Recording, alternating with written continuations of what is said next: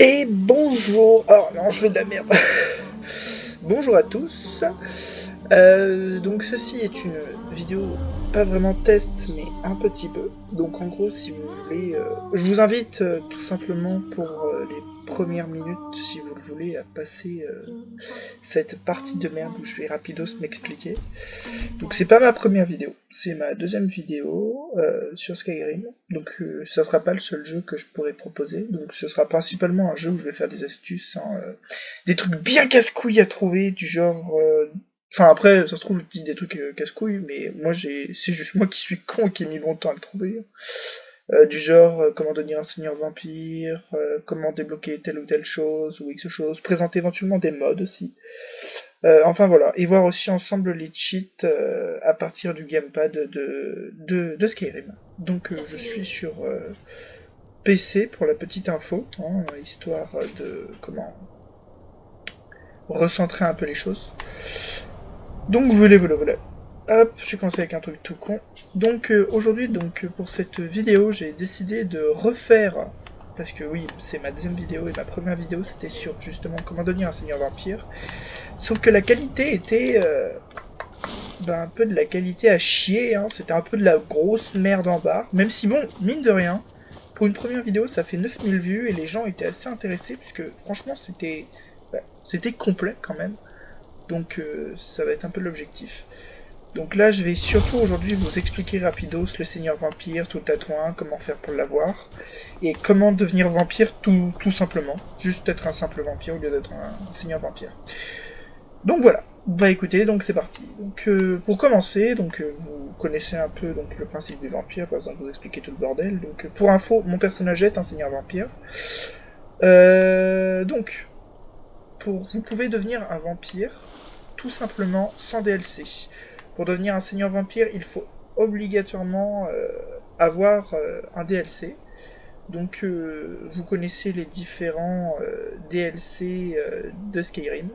Donc voilà. Donc pour devenir un vampire, c'est tout con, il vous suffit juste de vous trouver un bon vieux vampire possédant le pouvoir de la ponction de sang. Hein.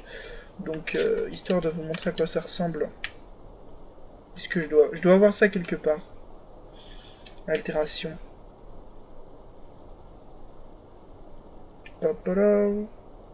Je sais pas où il est. En gros, si vous voulez, c'est le principe... Putain, merde, c'est chaud, je croyais que je l'avais. Ah non, c'est dans pouvoir. Ça va être de temps pouvoir, forme bestiale. Où est-ce qu'il est le vampire? Bon, écoutez, je sais pas où il est. J'ai trop de sorts. Ouais, parce que ça, c'est un petit inconvénient, c'est que j'ai un peu cheaté puisque j'ai torché le jeu depuis très longtemps. J'ai pratiquement tout fait.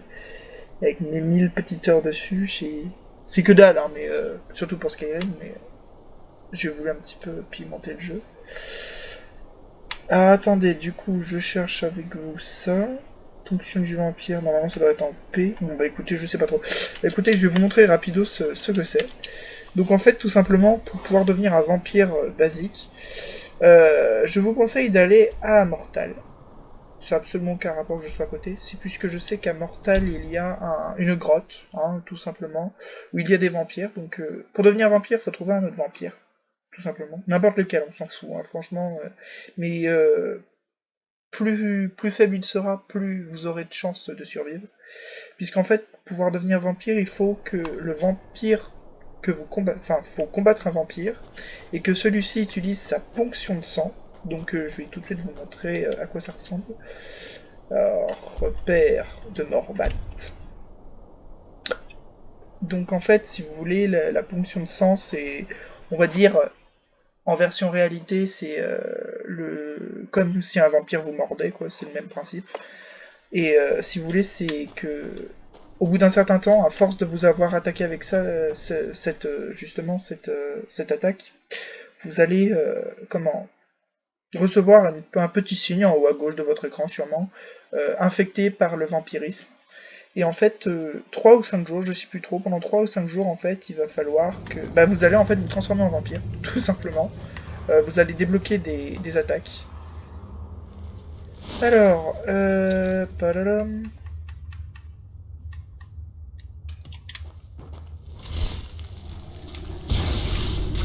toi, tu dégages.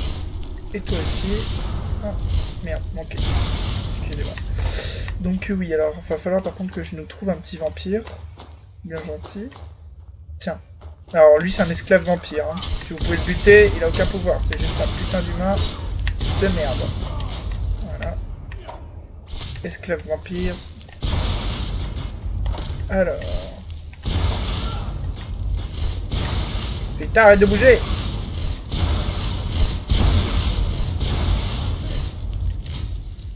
Bon. Donc oui, comme je vous disais, les esclaves vampires n'ont absolument aucun intérêt pour nous. Hein, c'est pas du tout ça qu'on cherche. Alors... Donc voilà. Hop. On sépare la tête de ce gentil monsieur, hein, la meilleure manière de tuer un vampire, à part par l'immolation aux flammes. Oui, si normalement il y en a... Bah non, c'était celui-là, merde. Alors... Normalement, ils sont là-bas. C'est ça. Voilà, c'est celui-là qui m'en a... Enfin, il y en a un. Oh. Putain d'esclave vampirique de merde!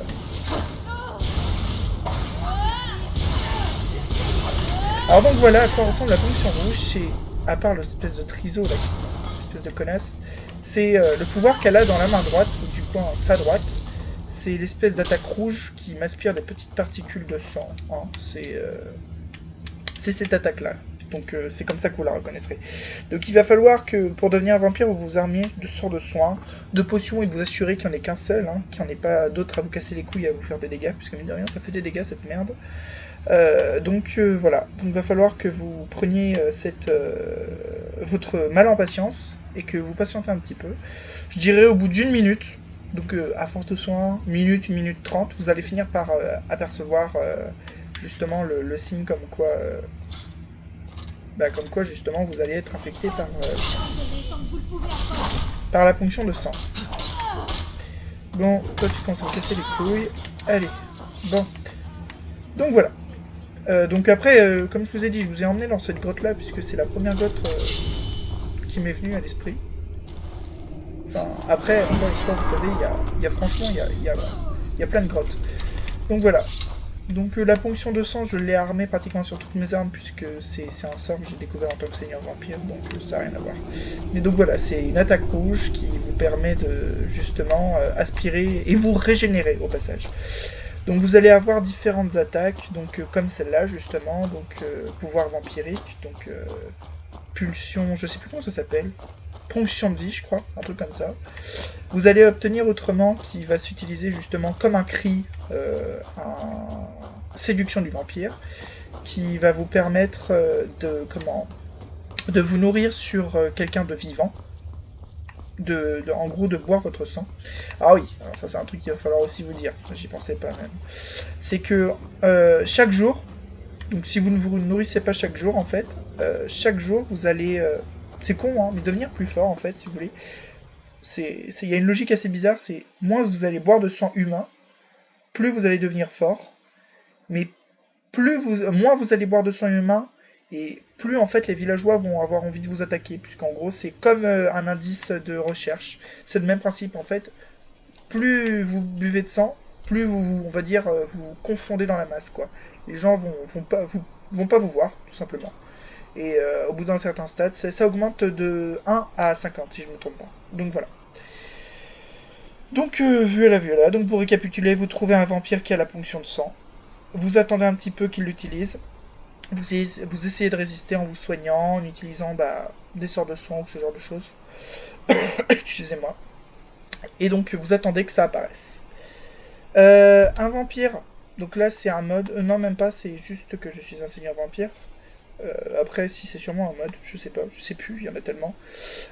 Vous verrez tout simplement que vous êtes un vampire car vous aurez les yeux jaunes.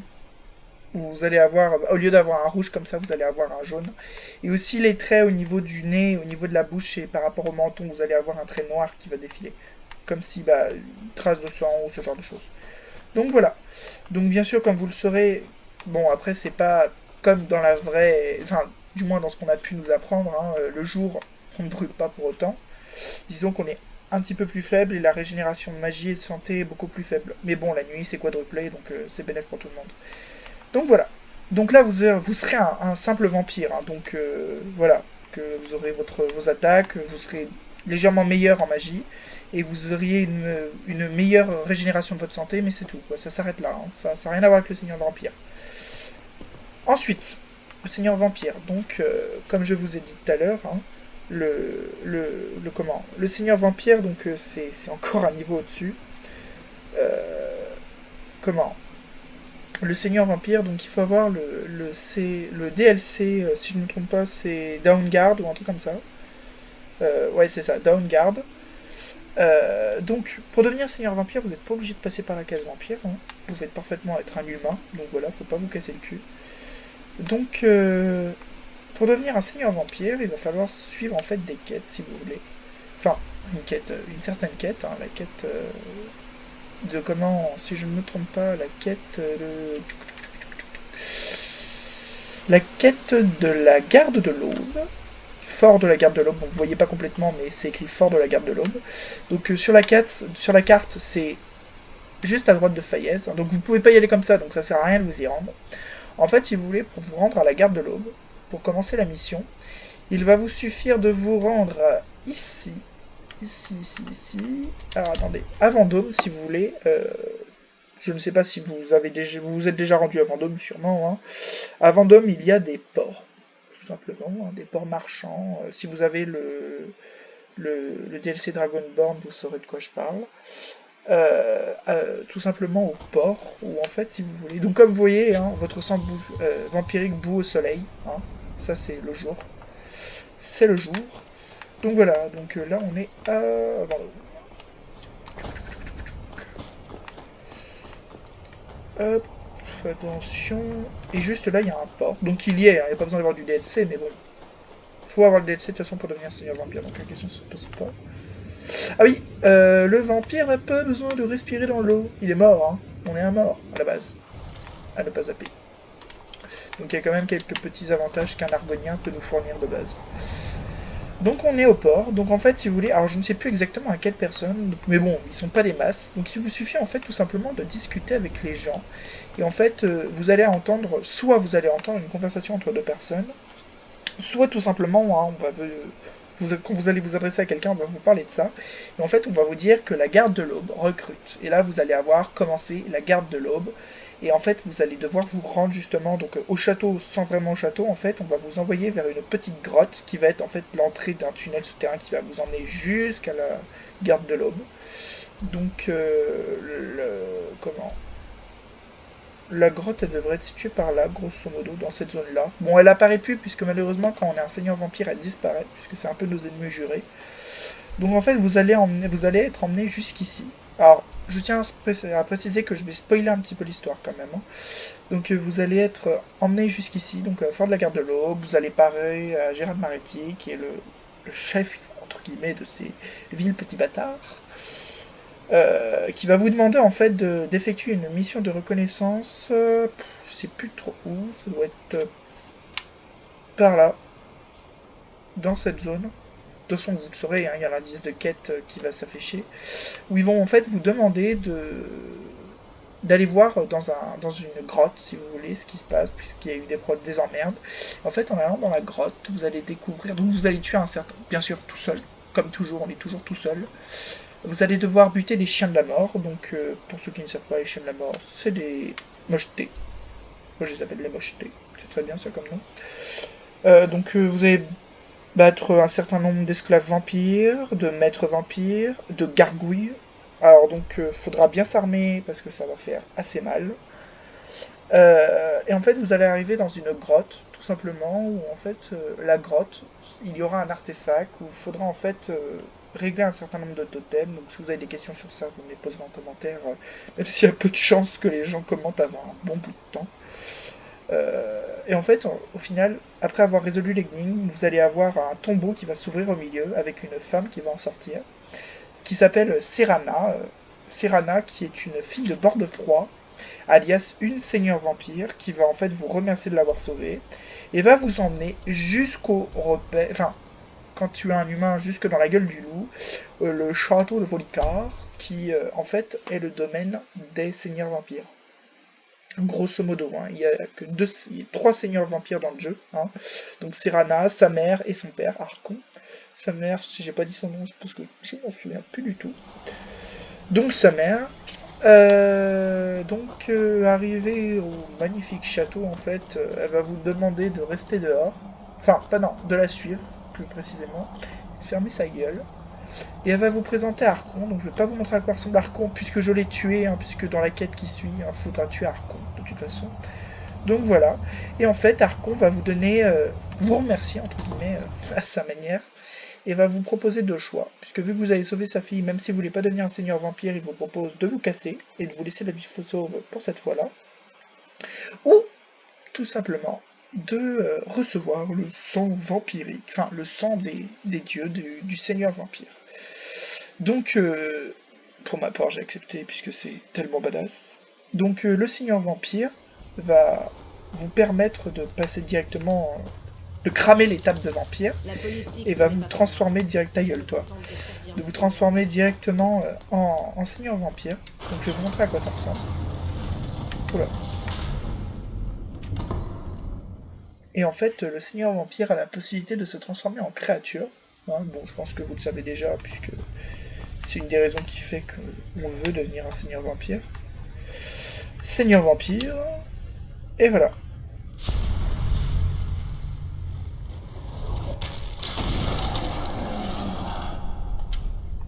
Voilà à quoi ressemble un merveilleux seigneur vampire.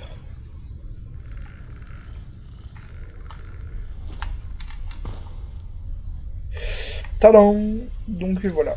Vous serez une créature qui aura la possibilité... Vous pouvez vous transformer, contrairement au loup-garou, autant que vous le souhaitez. Et quand vous vous retransformez en humain, vous aurez toujours votre équipement sur vous. Quelque chose d'assez pratique d'ailleurs. Donc en armes, en pouvoirs qui vous seront automatiquement transférés. Putain, il y en a plein, je ne vais pas souvenir qu'il y en avait 100. Vous aurez la ponction de vie. Mais alors, elle, c'est la ponction de vie du seigneur vampire, donc elle est beaucoup plus puissante. Donc vous allez voir, tout simplement, hein, c'est juste, vous voyez, je reprends pas des dégâts car j'ai mis un mode pour m'éviter de crever pendant la petite vidéo. Donc voilà, donc ça va vous permettre de tout simplement pomper sévère. C'est un peu trash comme mot, mais pomper sévère. Et voilà. Donc vous aurez la possibilité de passer donc du mode vol comme ça au mode assis. Ou au mode assis, vous pourrez utiliser vos griffes pour péter la gueule aux ennemis.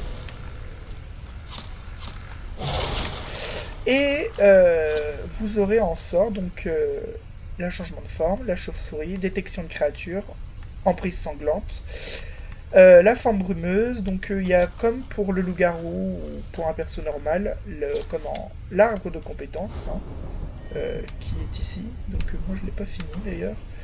Donc vous aurez la possibilité de débloquer la poigne du vampire, vous pourrez attirer n'importe quoi à vous, et l'invocation de gargouille, ce qui est plutôt pas mal, donc voilà, vous aurez différents trucs comme ça.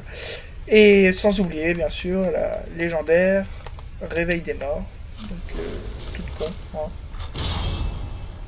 qui est évidemment, pour bien me casser les couilles, trop fort, donc je ne peux pas le faire sur celui-là.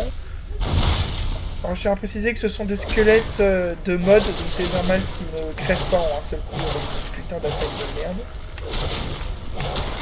Et tu vas crever, saloperie. Bon, je suppose que sur celui-là ça fonctionnera pas mieux. Bon non, tiens, allez hop, histoire de bien me casser les couilles. Donc voilà, donc je vous ai à peu près tout dit. Qu'est-ce que je vais pouvoir vous dire d'autre? Que ces connards me suivent. Super, on adore. Ah là là, oh, il a profil en feu. Donc voilà, donc je vous ai à peu près tout dit. Qu'est-ce que je pourrais vous dire d'autre? Vous pourrez utiliser les chiens de la mort comme un chien ou comme un compagnon qui vous aidera. C'est assez sympa, franchement c'est un DLC qui est plutôt chouette.